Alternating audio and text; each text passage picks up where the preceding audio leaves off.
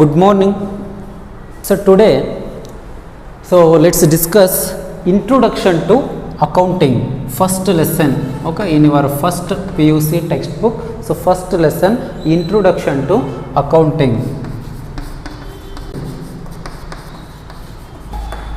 Before that, so why we need account? So ಹಾಗಾದ್ರೆ account ಅನ್ನೋದು ಯಾಕೆ ಬೇಕು ನಮಗೆ?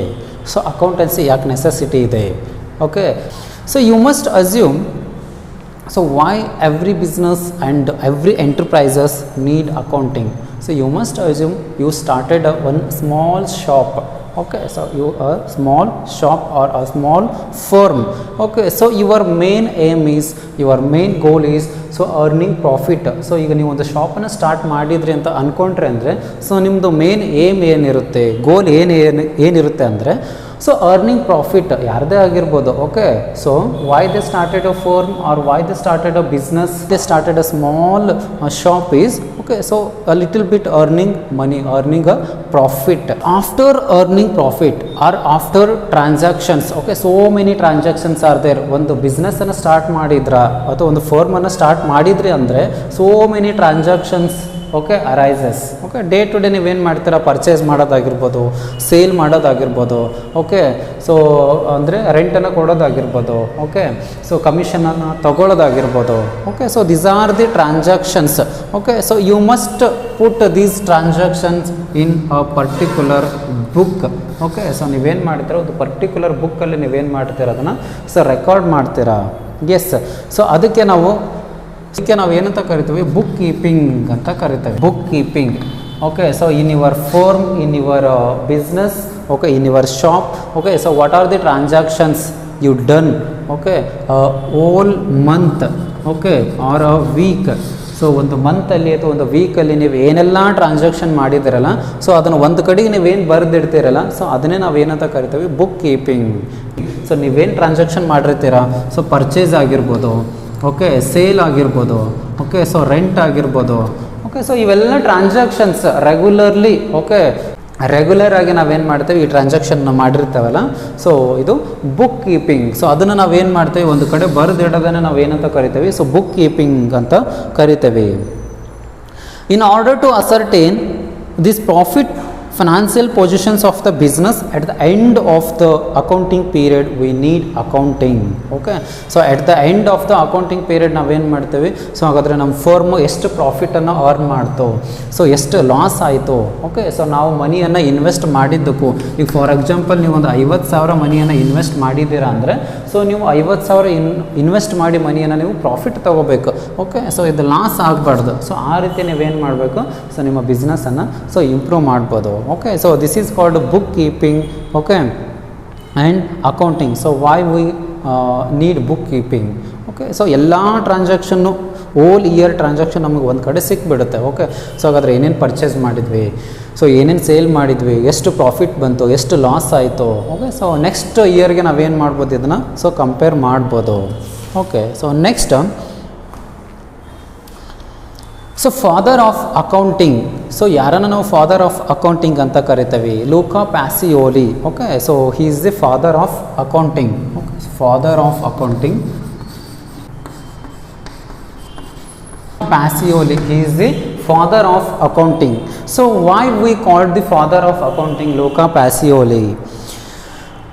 So he was Italian accountant and mathematician who published the book Summa di Arithmetica, okay, in the year of 1494, and he introduced the system of accounting. Okay, so for example, journal, ledger, account receivable, okay, closing entries and trial balance. Okay, so he introduced, and he was the first person who introduced the concept called double entry system of bookkeeping. Okay, see, double entry system of bookkeeping. So he introduced. So what is double entry system of bookkeeping? So each and every business transactions has two effect. So first one is a debit and the second one is credit. Okay, So you must remember each and every business transaction has two effect. First one is debit and credit. So for example, okay, so I will say one example. See, debit and credit. So you must assume seller sell his goods of rupees 20,000 for cash. Okay, seller sell his goods of rupees 20,000 for cash. So here, so what debit indicates, what credit indicates? See, debit means receiving benefit. Okay, so debit means receiving benefit. Receiving benefit. So credit means giving benefit. Credit means giving benefit. So here seller sell his goods of rupees 20,000 for cash. Cash ಗೆ ಅವರು ಏನು ಮಾಡ್ತಿದ್ದಾರೆ? So goods ಅನ್ನು cell ಮಾಡ್ತಿದ್ದಾರೆ. Okay, so here so debit receiving benefit, ಅವ್ರು ಏನು ಮಾಡ್ತಿದ್ದಾರೆ? ಕ್ಯಾಶನ್ನು ತೊಗೊತಿದ್ದಾರೆ. ಓಕೆ, ಸೊ ಕ್ಯಾಶನ್ನು ತೊಗೊಂಡು ಏನು ಮಾಡ್ತಿದ್ದಾರೆ? ಗೂಡ್ಸನ್ನು ಕೊಡ್ತಿದ್ದಾರೆ. ಓಕೆ, ಸೆಲ್ಲರ್ ಏನು ಮಾಡ್ತಿದ್ದಾರೆ? Seller sell his goods for rupees 20,000. Okay, so ಇವ್ರು ಏನು ಮಾಡ್ತಿದ್ದಾರೆ? 20,000 ಕ್ಯಾಶನ್ನು ತೊಗೊತಿದ್ದಾರೆ. Okay, receiving benefit. Okay, so seller is a debtor. Yes, so credit giving benefit. So ಇವ್ರು ಏನು ಮಾಡ್ತಿದ್ದಾರೆ? ಗೂಡ್ಸನ್ನು ಇವ್ರಿಗೆ ಕೊಡ್ತಿದ್ದಾರೆ. Okay, credit. So this is giving benefit. So seller ಗೂಡ್ಸನ್ನು ಕೊಟ್ಟು ಕ್ಯಾಶನ್ನು ತೊಗೊತಿದ್ದಾರೆ. So this is called debit and credit. ಅಂದರೆ ಒಂದು ಕಡೆ ಕೊಡೋದು, ಸೊ ನೆಕ್ಸ್ಟ್ ಆ ಕೊಟ್ಟಿದ್ದಕ್ಕೆ ಸೊ ರಿಟರ್ನ್ ಆಗಿ ಅವ್ರು ಏನು ಮಾಡೋದು? ಕ್ಯಾಶನ್ನು ಸೊ ಇಸ್ಕೊಳೋದು. Okay, so for example, Raju purchased goods for rupees 10,000. See, Raju ಏನು ಮಾಡಿದ? ಸೊ 10,000 ಪೇ ಮಾಡಿ ಗೂಡ್ಸನ್ನು ಪರ್ಚೇಸ್ ಮಾಡಿದ. ಓಕೆ, ಸೊ ಹಾಗಾದ್ರೆ so what comes in his particular business and at the same time what goes out. See, ಹಾಗಾದರೆ Raju purchased goods for rupees 10,000, 10,000 ಕೊಟ್ಟು ಅವನು ಗೂಡ್ಸನ್ನು purchase ಮಾಡಿದ ಅಂದರೆ ಸೊ ಅವನ ಕಂಪನಿಗೆ ಅಥವಾ ಅವನ ಫರ್ಮ್ಗೆ ಗೂಡ್ಸ್ ಬಂತು. ಸೊ ಎಟ್ ಎ ಟೈಮ್ ಏನಾಯಿತು? ಸೊ ಕ್ಯಾಶು ಹೋಯಿತು. So debit what comes in. So ಒಂದು ರೂಲ್ ಇದೆ. Okay, so debit what comes in. ಹಾಗಾದರೆ ಸೊ ಪರ್ಚೇಸ್ ಅ ಗೂಡ್ಸ್ ಬಂತು. Okay, so purchase account debtor. Okay, so what comes in? Goods comes in. Okay, at the same time purchase account debtor to cash account. So ಹಾಗಾದರೆ ಏನು ಹೋಯಿತು? So cash ಕೊಟ್ಟ ಅವನು. Okay, purchase account debtor to cash account. Okay, so ಇಲ್ಲಿ goods ಬಂತು ಅವನಿಗೆ, ಅವನ ಬಿಸ್ನೆಸ್ಗೆ. ಅಟ್ ದ ಸೇಮ್ ಟೈಮ್ ಏನಾಯಿತು? ಕ್ಯಾಶು ಹೋಯಿತು. So this is called debit and credit. Okay, so ಒಂದು ಡೆಬಿಟ್ ಆಯಿತು ಅಂದರೆ ಅಕೌಂಟು, ಒಂದು ಕ್ರೆಡಿಟ್ ಆಗುತ್ತೆ. ಓಕೆ, ಯಾವುದೇ ಟ್ರಾನ್ಸಾಕ್ಷನಲ್ಲಿ, ಓಕೆ, ಯಾವುದೇ ಟ್ರಾನ್ಸಾಕ್ಷನ್ ಆಗಿರ್ಬೋದು. ಸೊ ಅದರಲ್ಲಿ ಒಂದು ಡೆಬಿಟ್ ಆಯಿತು ಅಂದರೆ ಸೊ ಒಬ್ಬರು ತಗೊಳ್ಳೋರು ಇದ್ರು ಅಂದರೆ ಸೊ ಒಬ್ಬರು ಇಸ್ಕೊಳ್ಳೋರೇನೋ ಅಲ್ಲಿ ಇರ್ತಾರೆ. Okay, so this is called debit and credit. Debit means receiving benefit and credit means so giving benefit.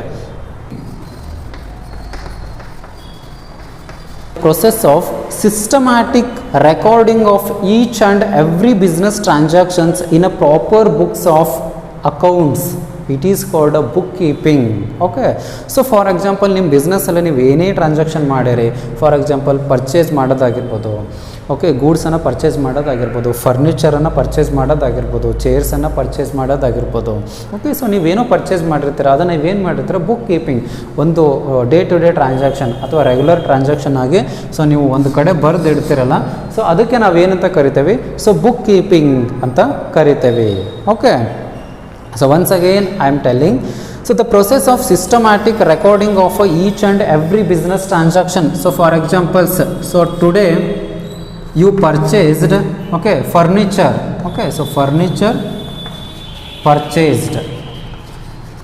So next, tomorrow to send rent paid. Okay, so you paid a rent, okay, others rent.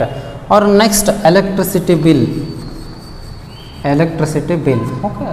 So you must record all the transactions in a systematic manner, okay. So that is we called a bookkeeping, okay. So daily transaction, so daily ನಿಮ್ಮ ಬಿಸ್ನೆಸ್ಸಲ್ಲಿ ಏನೆಲ್ಲ transaction ಹಾಕವಲ್ಲ, so ಅದನ್ನೇ ನಾವೇನು ಮಾಡ್ತೇವೆ ಒಂದು ಕಡೆ ಬರೋದಿಡೋದನ್ನು so book keeping ಅಂತ ಕರಿತೇವೆ. So next concept is accounting. C, so this is next concept. So what is accounting?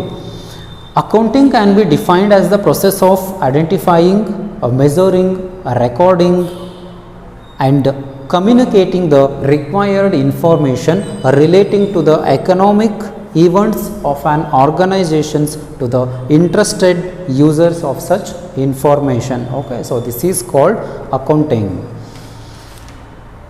So see, what is identification?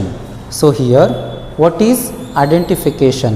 Andre ಏನು ಹಾಗಾದರೆ identification, it means so determining what transactions to record in the books of accounts.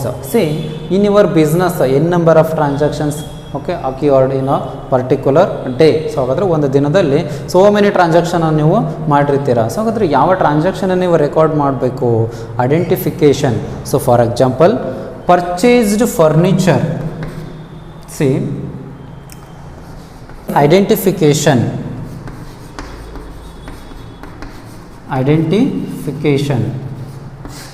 okay. So this is, so ಹಾಗಾದರೆ purchased furniture, appointment of a manager,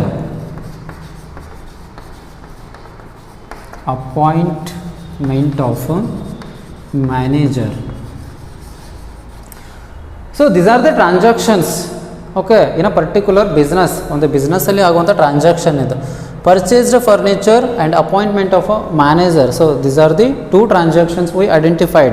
so ಹಾಗಾದರೆ ಯಾವ ಟ್ರಾನ್ಸಾಕ್ಷನನ್ನು ನಾವು ಏನು ಮಾಡಬೇಕು? So ಹಾಗಾದರೆ ಎಂಟ್ರಿ ಮಾಡಬೇಕು, okay. So that is called the identification or identifying. For example, purchased furniture of rupees 10,000 ಅಂತ ಇತ್ತು ಅಂದರೆ, ಸೊ ನೀವೇನು ಮಾಡ್ಬೋದು ಇದನ್ನು?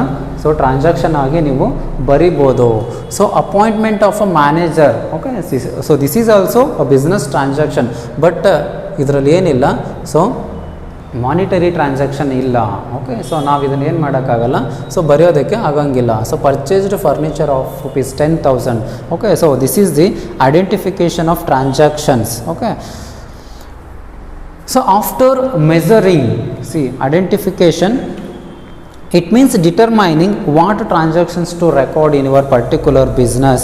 To identify events which are to be recorded, it involves observing activities and selecting those events that are of considered financial character and relate to the organization. See, ಅವ್ರು ಏನು ಹೇಳ್ತಿದ್ದಾರೆ? Financial ಕ್ಯಾರೆಕ್ಟರ್ನ ಅದೇನಾಗಿರಬೇಕು? So include ಆಗಿರಬೇಕು. So for example, purchased furnitures of rupees 10,000. So like that. So next one is the business transactions and other economic events, so therefore are evaluated for deciding whether it has to be recorded in the books of accounts. For example, the value of human resource, changes in managerial policies or appointment of personnel are important, but none of these are recorded in the books of accounts, okay.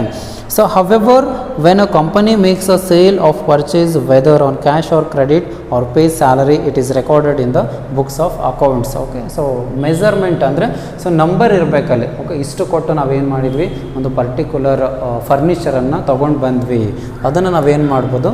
So record ಮಾಡ್ಬೋದು. So next measurement. So what is measurement? Okay, C, second one is measurement.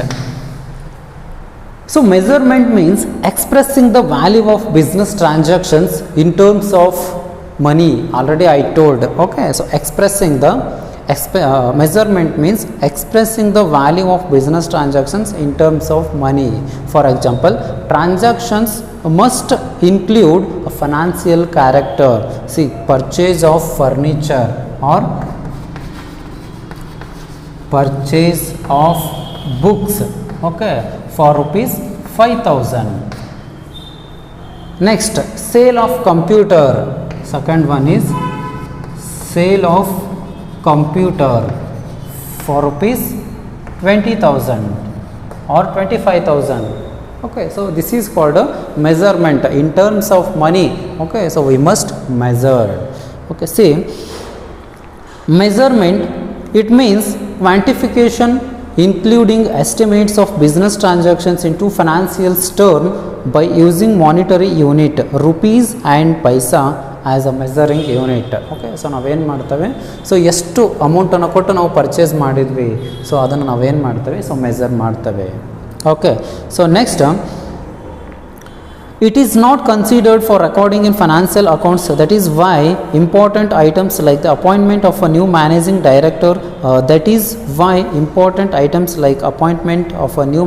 director, signing of contracts or changes in personnel are not shown in the books of accounts. So ನಾವೇನು ಮಾಡ್ತಾ ಹೋಗಿದ್ರೆ identifying a transaction, so after measurement in terms of money. Okay, after so ನಾವೇನು ಮಾಡ್ತೇವೆ ಅದನ್ನು so record ಮಾಡ್ತೇವೆ. C, identifying ಅ transaction ಏನನ್ನು ಬರೀಬೇಕು ನಾವು. ಓಕೆ, ಸೊ ಬಿಸ್ನೆಸ್ಸನ್ನು ಟ್ರಾನ್ಸಾಕ್ಷನ್ ಮಾಡಿರ್ತಾರೆ, ಏನನ್ನು ಬರೀಬೇಕು. Okay, so measurement, identifying transaction purchased furniture of rupees 10,000, that is measurement. After so you must record. See, what is recording? Recording means, see, third one is recording. Third one is recording. So what is recording? Recording means entering in terms of money business transactions as and when they occur in the books of original entry called journal. So ನೀವು after transaction identify ಆದಮೇಲೆ so ನೀವೇನು ಮಾಡ್ತೀರಾ, measurement ಮಾಡ್ತೀರಾ. So next ನೀವು ಏನು ಮಾಡ್ತೀರಾ, ಅದನ್ನು record ಮಾಡ್ತೀರಾ. ಎಲ್ಲಿ ರೆಕಾರ್ಡ್ ಮಾಡ್ತೀರಾ? ಇನ್ ದ ಬುಕ್ಸ್ ಆಫ್ ಜರ್ನಲಲ್ಲಿ ನೀವೇನು ಮಾಡ್ತೀರಾ, ರೆಕಾರ್ಡ್ ಮಾಡ್ತೀರಾ. For example, purchase of books for ₹5,000. Purchase of books for ₹5,000 ಅಂದರೆ 5,000 ಕೊಟ್ಟು ನೀವೇನು ಮಾಡ್ತೀರಾ, ಬುಕ್ಸನ್ನು ಪರ್ಚೇಸ್ ಮಾಡ್ತಿದ್ದೀರಾ. ಅಂದರೆ ಕ್ಯಾಶ್ ಹೋಯಿತು, ಬುಕ್ಸ್ ಬಂತು. ಸೊ ಹಿಯರ್ ಏನಾಗುತ್ತೆ, ರೆಕಾರ್ಡಿಂಗ್ ಟ್ರಾನ್ಸಾಕ್ಷನ್ನ. So debit what comes in, credit what goes out as per rules. So ನೀವು ರೂಲ್ಸ್ ಪ್ರಕಾರ ಹೋದರೆ ಅಂದರೆ ಗೋಲ್ಡನ್ ರೂಲ್ಸ್ ಆಫ್ ಅಕೌಂಟಿಂಗ್ ಅಂತ ಕರಿತೇವೆ. ಓಕೆ, ಸೊ ಹಾಗಾದರೆ debit what comes in. Okay, see, purchase of books ₹5,000 ನೀವೇನು ಮಾಡ್ತಿದ್ದೀರಾ, ಪರ್ಚೇಸ್ ಮಾಡ್ತಿದ್ದೀರಾ. Okay, so purchase account debtor to cash account. So ಹಾಗಾದರೆ ಏನು ಹೋಯಿತು, ಕ್ಯಾಶ್ ಹೋಯಿತು. ಓಕೆ, ಟು ಕ್ಯಾಶ್ ಹೋಯಿತು. ಸೊ ಪರ್ಚೇಸ್ ಬಂತು. ಓಕೆ, ಬುಕ್ಸನ್ನು ನೀವೇನು ಮಾಡಿದ್ದೀರಾ, ಪರ್ಚೇಸ್ ಮಾಡಿದ್ದೀರಾ. ಇಲ್ಲಿ ಬುಕ್ಸ್ ಬಂತು, ಎಟ್ ಸೇಮ್ ಟೈಮ್ ಕ್ಯಾಶ್ ಹೋಯಿತು. Purchase account debtor to cash account. Okay, 5,000. So this is called recording. Identification, measurement in terms of monetary terms, okay, and recording. So like this in your journal book. So next one, communicating or communication. So communicating means transmission of analyzed and interpreted informations to the end users for decision making. See, communicating means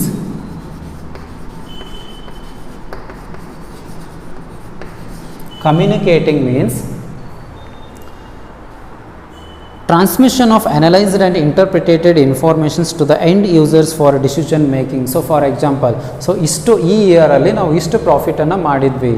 okay, so ಅಂತ ನೀವೇನು ಮಾಡ್ಬೋದು, so ನಿಮ್ಮ business ಮ್ಯಾನೇಜರ್ಗೆ ಅಥವಾ so form head ಅಥವಾ ಅಥಾರಿಟಿಗೆ ನೀವೇನು ಮಾಡ್ಬೋದು, so ಅವ್ರಿಗೆ communicate ಮಾಡ್ಬೋದು. ಓಕೆ, ಸೊ ಈ ಟ್ರಾನ್ಸಾಕ್ಷನನ್ನೆಲ್ಲ ಮಾಡಿದ್ವಿ. ಓಕೆ, ಸೊ ನಾವೇನು ಮಾಡಿದ್ವಿ, ಹಾಗಾದರೆ ಸೊ ಇಷ್ಟು ಪ್ರಾಫಿಟನ್ನು ಅರ್ನ್ ಮಾಡಿದ್ವಿ.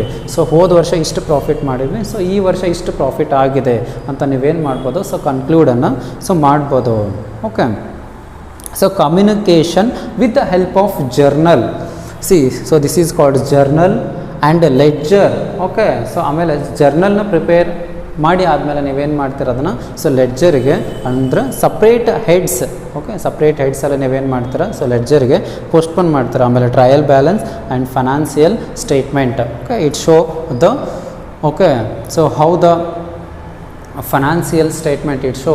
ಸೊ ಓವರ್ ಆಲ್ 1 ಇಯರ್ದು ನಾವೇನು ಮಾಡ್ಬೋದು, ಸೊ ನಮ್ಮ ಫೈನಾನ್ಷಿಯಲ್ ಪೊಸಿಷನನ್ನು ನಾವು ಫೈನಾನ್ಷಿಯಲ್ ಸ್ಟೇಟ್ಮೆಂಟಲ್ಲಿ ಸೊ ನೋಡ್ಬೋದು. Okay, so this is called identification, measurement, recording and communication. Okay, so in a simple way I am telling, identification means determining what transactions to record, ಯಾವ transaction ನಾವು record ಮಾಡಬೇಕು ಅನ್ನೋದೇ identification. Measurement means so measuring a particular record, okay, in terms of monetary unit. For example, purchase books of rupees 5000. Next, recording means in the books of journal entry, okay, so you must put a record, date, okay, particular, LF, debit and credit, okay, so this is the journal format. So next one is communicating, so communicating the end users.